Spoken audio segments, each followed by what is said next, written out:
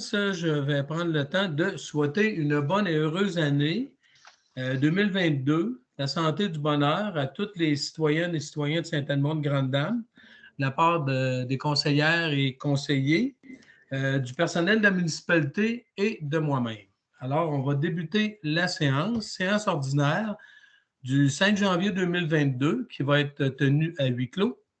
Considérant la situation actuelle, la municipalité désire vous informer que vous pouvez poser vos questions par courriel au dg@saint-edmond-de-grande-dame.qc.ca. De plus, il va y avoir un enregistrement de la rencontre qui va être disponible dès que possible sur le site web de la municipalité. Alors, je débute.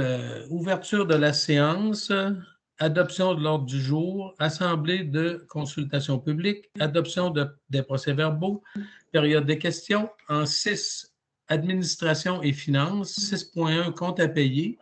6.2, dépôt des états coopératifs. 6.3, dépôt du rapport annuel 2021 pour l'application du règlement de gestion contractuelle. En 6.4, dépôt et adoption de la liste des dépenses incompressibles pour l'année 2022.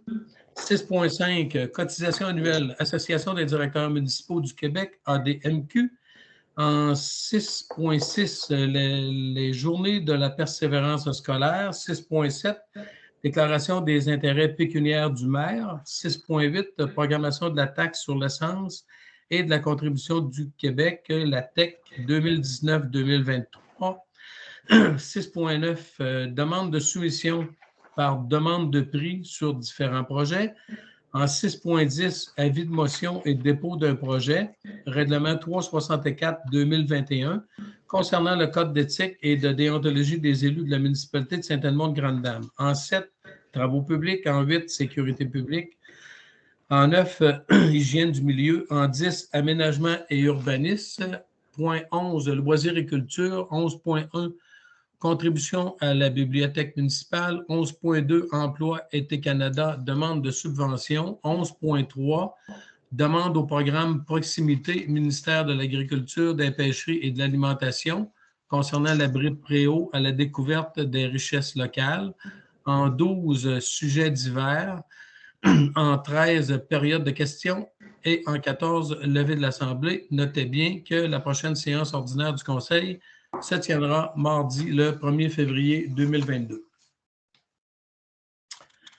Alors, j'ai besoin de quelqu'un pour l'adoption Je vais le proposer. de l'ordre du jour. Christian? Yeah. D'adopter l'ordre du jour. Bon, suite de ça, juste un petit instant.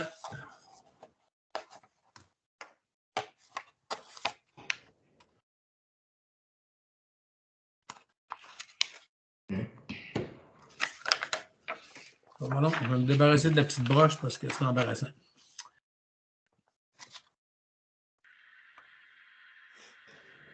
OK, alors je suis rendu à 3 assemblées de consultation publique. Il n'y a rien à ce point-là. 4, adoption des procès-verbaux. Chaque membre du conseil municipal ayant reçu copie des procès-verbaux dans les délais prescrits, le secrétaire de la séance est dispensé d'en faire la lecture, d'approuver et d'adopter les procès-verbaux des séances du 7 et 15 décembre. J'ai besoin d'une proposition. Marie-Claude. Marie-Claude Durand, merci. En 5, période de questions. Il n'y a pas de questions à ce moment-ci. En 6, administration et finances. 6.1, compte à payer. La directrice générale et greffière trésorière Sylvie Vien dépose à cette séance du Conseil la liste des incompressibles ainsi que la liste des comptes à payer et le montant des salaires et charges sociales versées à savoir. Total des salaires et charges décembre 2021, 17 040 sous. Total des comptes à payer, 13 184,90 $. Total des incompressibles, 3 548,93 $ pour un grand total de 33 734,23 $. Que les comptes suivants soient approuvés et que la directrice générale et greffière trésorière soient autorisées à faire les paiements. J'ai besoin d'une proposition. Je vais proposer, moi, Steve. Steve Courchaine, merci. 6.2. Dépôt des états comparatifs. La directrice générale et greffière trésorière dépose un rapport. Article 176.4 du Code municipal du Québec. Le rapport compare les revenus et dépenses de l'exercice financier courant réalisé jusqu'au dernier jour du mois et qui s'est terminé au moins 15 jours avant celui où l'État est déposé et ceux de l'exercice précédent qui ont été réalisés au cours de la période correspondance de celui-ci. C'est un dépôt. 6.3. Dépôt du rapport annuel 2021 pour l'application du règlement de gestion contractuelle. C'est aussi un dépôt. 6.4. Dépôt et adoption de la liste des dépenses incompréhensibles pour l'année 2022. Attendu que dans l'enveloppe du budget, certaines dépenses sont dites incompressibles, attendu que les dépenses incompressibles sont des coûts fixes ou inévitables qu'il est impossible de ne pas assumer en raison d'une obligation contractée ou de la nécessité de posséder certains biens aux fins de son fonctionnement, attendu que le MAMACH recommande d'adopter au début de l'exercice financier une résolution autorisant le maire et le directeur général à effectuer le paiement de ces dépenses incompressibles, que les dépenses dites incompressibles de la nature suivante soient payées sur réception de la facture pour l'année 2022 et qu'un rapport soit soumis au Conseil à la séance suivant le paiement de ces dernières. Il s'agit des dépenses suivantes dont les crédits ont été votés lors de l'adoption du budget 2022 ou par une résolution spécifique ou par engagement des dépenses à cette fin. Rémunération des membres du Conseil, le salaire des employés municipaux, le quote-part des dépenses de la MRC de Drummond, l'huile à chauffage, l'électricité, le téléphone de carburant, les contrats d'assurance pour les biens de la municipalité, les contrats forfaitaires à viseur légal, les contrats de déneigement, les contrats de fauchage des abords de chemin, les contrats de collecte de déchets, le contrat de collecte du recyclage, la MRC enfouissement du résiduel, le contrat de licence annuelle avec Infotech, le contrat avec la SPAD, le contrat de location pour le photocopieur, contrat pour les systèmes d'alarme, les dépenses reliées aux frais de poste et messagerie, les remises mensuelles aux deux gouvernements, les fournitures de papeterie, les contrats de services Internet, les tests d'eau, le contrat des vidanges des fosses septiques, les frais bancaires, luminaires de rue, entretien et réparation, les supralocaux avec la ville de Drummondville et la carte de crédit Visa. J'ai besoin d'une proposition, s'il vous plaît. Je propose. OK, SM. Monsieur Austin Lévy. Oui. Alors, je suis rendu à 6.5. Cotisation annuelle, Association des directeurs municipaux du Québec, l'ADMQ. Que le conseil municipal autorise la directrice générale à faire le renouvellement de la cotisation annuelle à l'Association des directeurs municipaux du Québec au montant de 939 $ plus les taxes applicables pour l'année 2022. J'ai besoin d'une proposition. Je vais proposer. Monsieur Corriveau, merci. 6.6. Les journées de la persévérance scolaire. Considérant que le contexte pandémique fragilise l'équilibre et les repères qui stabilisent les jeunes et adultes durant leur parcours scolaire, considérant que les mesures socio-sanitaires agissent défavorablement sur l'engagement et la motivation des jeunes et des adultes en formation, augmentent leur anxiété, accentuent l'isolement et limitent les contacts avec leurs pairs, ces conséquences ont des effets à court, à moyen terme et certains à long terme sur la persévérance scolaire et la réussite éducative des étudiants centricois. Considérant que malgré la situation pandémique, la région du centre du Québec a besoin d'une relève qualifiée pour assurer son plein développement socio-économique, considérant que tous les acteurs de la communauté peuvent agir sur la persévérance scolaire afin de favoriser la réussite éducative au centre du Québec, considérant que la table régionale de l'Éducation au centre du Québec tient chaque année en février une édition centricoise des Journées de la persévérance scolaire, considérant que dans le cadre de cette édition centricoise des Journées de la persévérance scolaire, la table régionale de l'Éducation au centre du Québec invite tous les acteurs de la communauté à poser un geste d'encouragement à l'égard de la persévérance scolaire, et ce, afin de démontrer aux jeunes et aux adultes en formation que la communauté les soutient dans la poursuite de leurs études. Considérant que la table régionale de l'Éducation au centre du Québec mobilise depuis 2004 l'ensemble des acteurs de la communauté dans le but de soutenir la réussite éducative afin que le plus grand nombre de jeunes adultes obtiennent un premier diplôme ou qualification, de déclarer que la municipalité de Saint-Edmond-de-Grande-Dame appuie les journées de la persévérance scolaire 2022 par cette résolution, que lors des journées de la persévérance scolaire du 14 au 18 février 2022, nous nous engageons aussi à porter fièrement le ruban de la persévérance scolaire. J'ai besoin d'une proposition, s'il vous plaît. Marie-Claude. Marie-Claude Durand, merci. 6.7, déclaration des intérêts pécuniaires du maire. Considérant que le nom du maire avait été omis d'être mentionné dans le dépôt des déclarations des intérêts pécuniaires des membres du Conseil en novembre dernier, les intérêts pécuniaires de M. Richard Kerouac, maire, sont déposés. 6.8, programme de la taxe sur l'essence et de la contribution du Québec, la TEC 2019-2023. Tandis que la municipalité a pris connaissance du guide relatif aux modalités de versement de la contribution gouvernementale dans le cadre du programme de la taxe sur l'essence et de la contribution du Québec pour les années 2019 et 2023, attendu que la municipalité doit respecter les modalités de ce guide qui s'appliquent à elle pour recevoir la contribution gouvernementale qui lui a été confirmée dans une lettre de la ministre des Affaires municipales et de l'Habitation, que la municipalité s'engage à respecter les modalités du guide qui s'appliquent à elle, que la municipalité s'engage à être la seule responsable et à dégager le gouvernement du Canada et le gouvernement du Québec, de même que leur ministère, aux fonctionnaires, employés, mandataires, de toute responsabilité quant aux réclamations, exigences, pertes, dommages et coûts de toutes sortes, ayant comme fondement une blessure infligée à une personne, le décès de celle-ci, des dommages causés à des biens ou la perte de biens attribuables à un acte délibéré ou négligent découlant directement ou indirectement des investissements réalisés au moyen de l'aide financière obtenue dans le cadre du programme de la TEC 2019-2023. Que la municipalité approuve le contenu et autorise l'envoi au ministère des Affaires municipales et de l'Habitation de la programmation de travaux, version numéro 2, 6 jointe, et de tous les autres documents exigés par le ministère en vue de recevoir la contribution gouvernementale qui lui a été confirmée dans une lettre de la ministre des Affaires municipales et de l'Habitation. Que la municipalité s'engage à atteindre le seuil minimal d'immobilisation qui lui est imposé pour l'ensemble des 5 années de programmation. Que la municipalité s'engage à informer le ministère des Affaires municipales et de l'Habitation de toute modification qui sera apportée à la programmation de travaux approuvée par la présente résolution.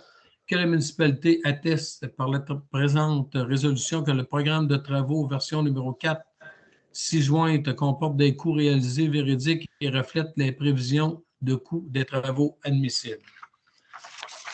J'ai besoin d'une proposition. Je peux le proposer, Steve? Oui, Steve. Merci. Vas-y, Steve. J'en suis rendu à 6.9. Demande de soumission par demande de prix, différents projets. D'autoriser la directrice générale à procéder par demande de prix afin d'obtenir des soumissions pour des travaux d'amélioration dans le parc Antoine-Roussy, le Nordique, consistant à enlever le sable et en y ajoutant du paillis. L'item 2, c'est l'achat d'une génératrice afin d'alimenter le chalet des loisirs afin de répondre aux besoins du plan de sécurité civile. En 3, l'achat de bacs pour l'implantation du service pour les déchets organiques. Et en 4, un appel d'offres pour la construction d'un terrain de pickleball. J'ai besoin d'une proposition, s'il vous plaît. Proposer.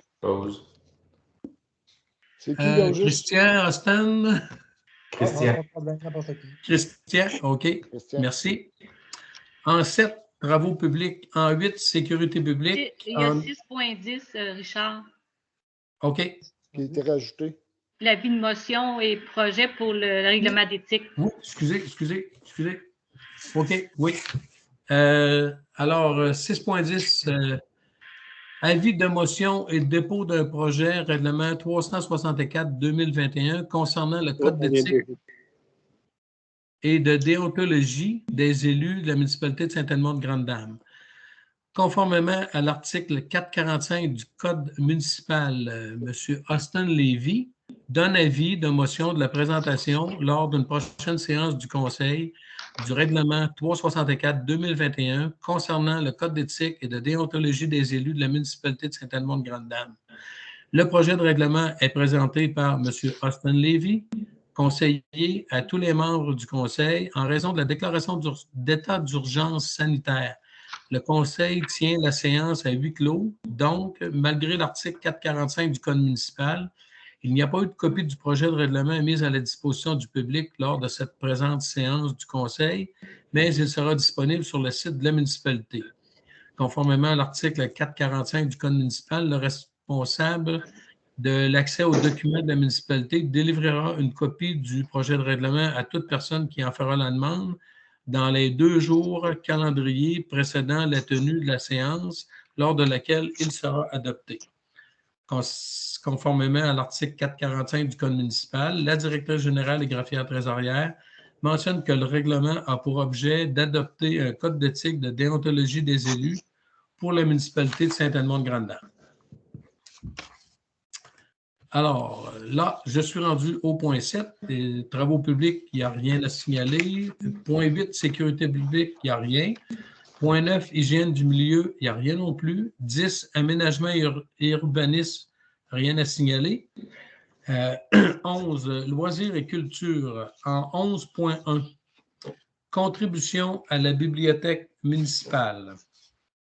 Attendu que le comité de la bibliothèque a transmis à la municipalité un rapport sur les activités de l'exercice 2021, attendu que la municipalité a inscrit une contribution financière pour la bibliothèque municipale lors de ses prévisions financières 2022,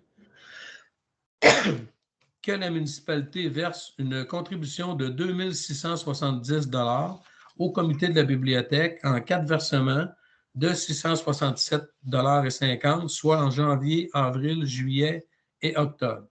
J'ai besoin d'une proposition. Je vais proposer. Marie-Claude. 11.2. Emploi Été Canada, demande de subvention. Considérant que la table régionale de l'éducation au Centre du Québec mobilise depuis 2004 l'ensemble des acteurs de la communauté dans le but de soutenir la réussite éducative afin que le plus grand nombre de jeunes... Je suis en train de relire quelque chose. Oui, c'est ça. C'est pas long. Ça, c'est la persévérance. Oui, c'est le recto verso qui me joint tôt. OK, alors je recommence. Emploi Été Canada, demande de subvention. Considérant que la municipalité a l'intention d'offrir un camp de jour à la population en 2022, quel conseil municipal autorise la directrice générale à remplir et compléter tous les documents requis pour faire la demande et obtenir la subvention? Qui propose? Je vais proposer, moi, Steve. Monsieur Steve Courchaine, merci. 11.3. Demande au programme Proximité, ministère de l'Agriculture, des Pêcheries et de l'Alimentation, concernant l'abri préau à la découverte des richesses locales. Considérant que la municipalité de Saint-Edmond-de-Grande-Dame désire construire un abri préau afin d'offrir un marché à proximité par le projet intitulé Abri préau à la découverte des richesses locales, considérant qu'en ce temps de pandémie, ce lieu offrirait la distanciation à respecter, considérant que l'isolement pourrait être évité tout en faisant connaître les richesses locales, considérant que le programme Proximité a comme objectif de développer ou consolider des initiatives collectives de mise en marché de proximité, considérant que la date de dépôt des projets est du 10 au 28 janvier 2022, que le conseil municipal autorise le dépôt de la demande d'aide financière, que la municipalité a pris connaissance du guide de programme et qu'elle s'engage à en respecter les modalités qui s'appliquent à elle, que la municipalité s'engage, si elle obtient une aide financière pour ce projet, à payer sa part des coûts admissibles et des coûts d'exploitation continue de l'infrastructure visée, que la municipalité confirme qu'elle assumera tous les coûts non admissibles au programme associé à son projet si elle obtient l'aide financière pour celui-ci, y compris tout dépassement de coûts. J'ai besoin d'une proposition. Je vais proposer, Robert. Monsieur Corriveau. En 12, sujets divers. En 13, nous sommes maintenant rendus à la période de questions. Bon, comme c'est une séance à huis clos, ben, les citoyens étaient invités à transmettre leurs questions par courriel ou soit sur le site Internet. Alors, nous avons reçu des questions par courriel de la part de Mme Louisette Demers. Question au Conseil du 5 janvier 2022. Première question. Est-ce qu'une copie du budget 2022 va être distribuée à toutes les portes comme par les années passées? En fait, lors de la séance du 15 décembre, le budget a été déposé, donc les copies étaient disponibles à ce moment-là. Elles sont aussi disponibles sur le site Web et le conseil ou la municipalité n'a pas de projet d'envoyer ça dans chacune des maisons par le biais d'un Publipost. Donc, tous les citoyennes et citoyens qui veulent avoir le budget, dans un premier temps, ou vous allez sur le site Web, ou vous pouvez en faire une demande au niveau de la direction générale qui vous fera parvenir le document. Question 2. Au point 6.9, à l'ordre du jour, demande de soumission par demande de prix différents projets. Est-ce que vous pouvez préciser ce que vous entendez par cela? Donc, au 6.9, on a dit tout à l'heure qu'il était question de 4 ou 5 projets que j'ai énumérés. Donc, je ne pense pas avoir besoin de les redire. Je pense que dans ce qu'on a dit tout à l'heure, ça répondait à la question. Question 3. Dans votre gestion, qu'est-ce que vous entendez par transparence sur les informations données aux citoyens? Nous sommes en droit d'être informés sur les décisions et les sommes engagées par le Conseil, puisque c'est l'argent de nos taxes que vous devez gérer avec parcimonie. Je pense que lors des séances, on établit une certaine transparence, on donne les informations aux citoyens. À toutes les séances, on donne l'état des salaires et charges, les comptes à payer, les incompressibles. On donne effectivement des totaux. On n'est pas à part de la plupart des municipalités. Après avoir fait vérification, la plupart des municipalités fonctionnent de cette façon-là. Fait que je pense que le Conseil est très transparent dans sa façon de donner son information par rapport aux finances. Au point 4, Mme Demers parle de l'abri préau. Elle nous pose la question, est-ce logique de prévoir investir 300 000 dans un abri qui servira à qui et à quoi? Pour ce moment, une résidence neuve peut être construite avec plomberie, fenestration, division, revêtement extérieur et intérieur, installation sanitaire, etc. Donc, je tiens à préciser que le préau, le montant de 300 000 est une prévision. On en a parlé tout à l'heure. On fait une demande au programme proximité. Donc, si je prends mon résumé que je cherche, ça ne sera pas long. Si je prends le résumé du plan triennal, on avait bien inscrit Carrefour citoyen abri préau, mais ce montant de 300 000 que je répète, est toujours une prévision, ce n'est pas une dépense. Ce n'est pas entièrement assumé par la municipalité comme telle. Il y a des subventions qui vont permettre. Il y a la TEC qui va permettre de, pas rembourser, mais compléter les coûts qui seront à ce moment-là dépensés. Mais pour l'instant, je le répète, c'est une prévision, c'est un plan triennal et le Conseil a toujours idée d'aller de l'avant avec ce projet-là. La question 5, loi C-49. Bon, Mme Demers nous dit « La nouvelle loi sur l'éthique et la déontologie en milieu municipal, en vigueur depuis novembre 2021, stipule afin de favoriser un meilleur accès à l'information et aux décisions prises par les conseils municipaux, les municipalités devront soit permettre au public, incluant les journalistes, d'enregistrer les séances du conseil, soit diffuser gratuitement sur leur site Internet la captation en son et en image des séances du Conseil, ceci afin qu'elles soient accessibles à toute la population de façon transparente et équitable pour l'ensemble des municipalités.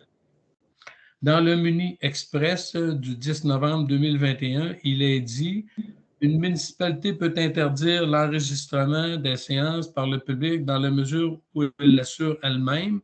Elle devra alors le diffuser gratuitement sur son site Internet ou sur tout autre qu'elle désigne par résolution. À compter du jour ouvrable suivant celui où la séance a pris fin, l'enregistrement devra être diffusé pour une période minimale de 5 ans. Quelle sera la position de votre conseil face à cette loi? » En fait, nous, à Saint-Edmond, lorsqu'il n'est pas possible de faire nos séances publiques, elles sont enregistrées comme celles de ce soir. Par contre, les séances normales qui se tiennent au Chalet des Loisirs ne sont pas enregistrées par nous. Donc, le conseil ne voit aucune espèce d'obstacle à ce que des gens puissent l'enregistrer ou le filmer. Là. Il n'y a pas d'interdiction de la part de la municipalité. Après avoir consulté l'ensemble du conseil municipal, tout le monde est d'accord pour dire qu'un citoyen pourrait l'enregistrer comme c'est fait ce soir. Et la dernière question, site web municipal. La résolution 2021-05-010 mentionne que le conseil municipal accepte la soumission de ADN Communication au montant de 5 995 pour la confection d'un nouveau site web et la mise en place de l'application web Alerte municipale. Où en est ce projet? Évidemment, ce projet-là a débuté au mois de mai, au printemps dernier. On a donné le mandat. La compagnie a travaillé sur le projet. Comme tout le monde le sait, notre directeur général a quitté en juillet. On a été pour une période un peu olé de juillet. Bien, il y a eu les vacances. Après ça, il y a eu Mme Nicole Latente qui a fait l'intérim. Par la suite, on a fait l'engagement de Mme Sylvie Vien. Donc, on est comme rendu quelque part au mois de... On peut-tu parler novembre, Mme Vien? Oui. Alors, on est rendu au mois de novembre. Il y a eu la période d'élection. À Saint-Edmond, il n'y a pas eu d'élection. Tout le monde est rentré par acclamation. Par contre, novembre passé, il a fallu attendre que tout se place. On arrive en décembre. En décembre, c'est le temps de préparer les budgets, etc. Et là, on est rendu en janvier 2022. Mais la bonne nouvelle, c'est que le site web, il est prêt. Il ne reste qu'à, dans le fond, faire la formation du personnel administratif à Saint-Edmond, au bureau municipal. Et le site va pouvoir être en fonction probablement quelque part fin janvier ou au mois de février, mais ça ne devrait pas aller, je pense, beaucoup plus tard que la fin février, parce que, tout est en place et on verra peut-être en faire la promotion, peut-être lors de la séance de février ou celle de mars, quand tout sera en place, de faire la promotion que notre nouveau site web est fonctionnel et est ouvert à la population. Et je crois que ça termine la période des questions. J'en serais rendu à demander, est-ce que quelqu'un veut proposer la levée de l'Assemblée? Oui. Christian. Alors, la levée de l'Assemblée est proposée par M. Christian Lupien. Alors, merci beaucoup et bonsoir tout le monde. Merci. Bonsoir. Au revoir.